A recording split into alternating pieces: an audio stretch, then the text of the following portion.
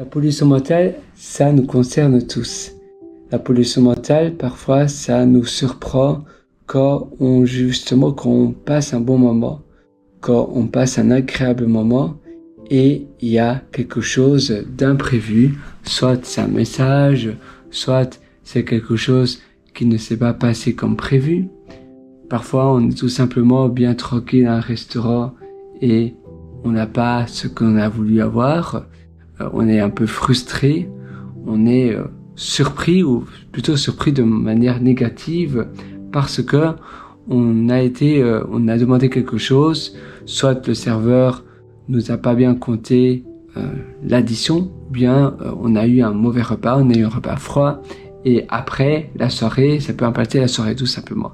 À la base, on fait quelque chose pour passer un bon moment. Parfois, on va peut-être passer une journée dans un parc d'attractions avec des enfants et à nouveau, ça se passe pas comme prévu parce que il y a 3 heures de file d'attente pour une attraction et puis il faut faire 1 heure de file pour avoir un repas et puis après, c'est pareil pour tout ce qui s'ensuit et la tension monte, notre niveau à maintenir notre sang-froid diminue et puis après évidemment, on n'arrive plus à se dire mais non, en réalité, ça continue à être beau, la journée est belle, on est là pour profiter parce qu'il y a un moment où trop c'est trop. Et c'est facile de s'auto-gâcher des choses, mais parfois on n'arrive pas tout simplement, on n'arrive pas à filtrer, on se dit mais c'est trop, c'est pas comme je voulais, et on se dit c'est pas comme on veut, et à cause de ça, ça déteint sur l'entièreté de la journée, ou bien on n'arrive plus à être la même personne. On est frustré et ça se l'entend de l'intérieur. Notre voix n'est plus la même, ou bien même parfois on se fâche, ou bien on a l'impression que on fait tout ça, mais pourquoi? Parce que si on fait des choses et que les éléments extérieurs font en sorte que ça se passe pas comme prévu, c'est vrai que c'est assez démoralisant, c'est dur de toujours garder le sang-froid et de se dire que tout est beau, tout va bien. Et c'est là la difficulté. La difficulté, c'est de bien profiter du moment présent, de bien profiter de ce qui se passe aujourd'hui et de savoir que nos journées ne se passeront jamais comme on les avait prévues parce qu'il y a toujours des éléments extérieurs et il faut les gérer. Et le plus dur, c'est de bien les gérer. De se dire, d'accord, il peut y avoir des imprévus, mais moi, je suis là pour avoir un bon temps, avoir de bons moments, des moments agréables, malgré le fait qu'il y a des choses qui peuvent pas du tout bien se passer. C'est assez dur parce que parfois, ça vient nous envahir et on sait pas maîtriser soit colère, soit la pollution mentale, comme je le mentionnais, la charge mentale, soit c'est de la tristesse aussi, soit c'est ça peut même être un mal-être tellement fort qu'on peut développer un mal de tête et après ça nous freine complètement dans la continuité de notre journée. Alors, en effet, ce que l'on peut faire, c'est faire de la respiration par le ventre, par exemple.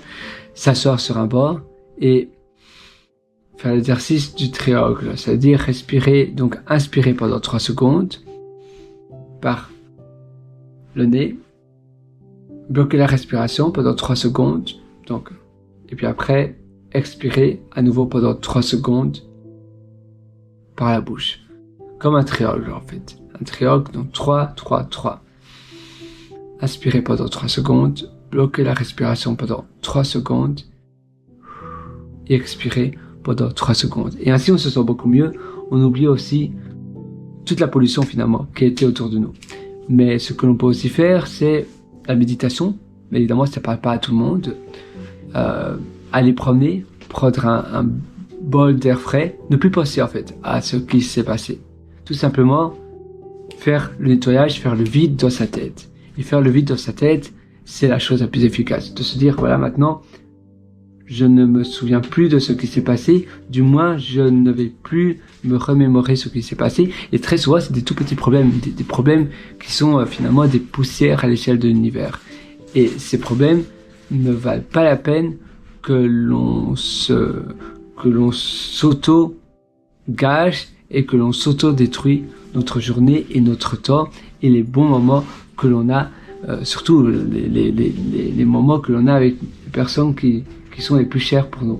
Donc c'est très important de gérer son humeur et de gérer également la tension que l'on peut avoir en nous, de gérer la manière dont on digère cela.